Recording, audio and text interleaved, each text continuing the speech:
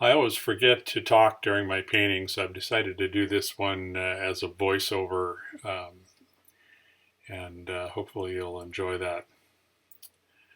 So you can see this area here, I'm laying the sky in. Notice the wet bead that I'm keeping at the bottom. This prevents hard edges as you lay down the wash, and then while that bead is still wet, I'm laying in the sky color. Notice all the white spots up in the sky. I've gone in with masking fluid and preserved some of the whites where I want the bright backlit leaves that are sunlit to be preserved. It allowed me to do a smooth wash over the sky and not have to paint around all those shapes.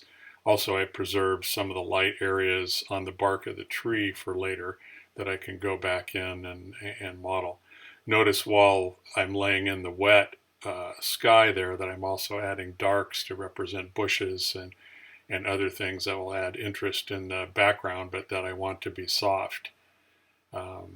Even adding, I know from my painting that the foreground is going to be dark, so I'm laying in some darks. Notice too that I'm painting with a wide flat brush. Too many people use little pointy brushes when they're laying down large areas, and those flat brushes hold a lot.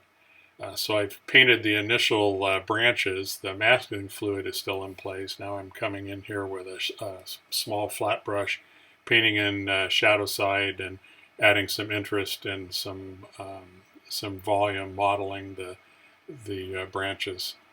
Now the masking fluid is still in place, but I'm painting leaf color around that, still preserving the lightest areas to be sunlit. All right, now I'm taking off the masking fluid. You actually do that by, you can use a rubber cement pickup or whatever. Now the leaf painting I'm painting onto the white paper that's been preserved by the masking fluid. You can see on the tree where the sunlit areas were preserved.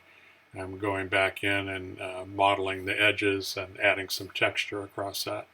Okay, here's the rocks and some of the foreground darks that I'm putting in, using a smaller chisel brush, adding some of the color, and now I've gone back to the big brush, adding some background. You can kind of see how it's taking shape. I want to preserve the softness to give the illusion of depth in the rear. Gone back in with a number 12 sable, painted a few little branches and some details.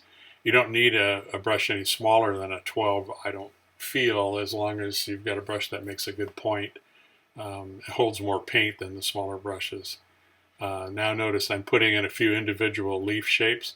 You don't need to paint every leaf in the tree, but if you paint some of the outliners or outliers, you'll give the impression that those masses are all leaves. You don't have to paint every single one.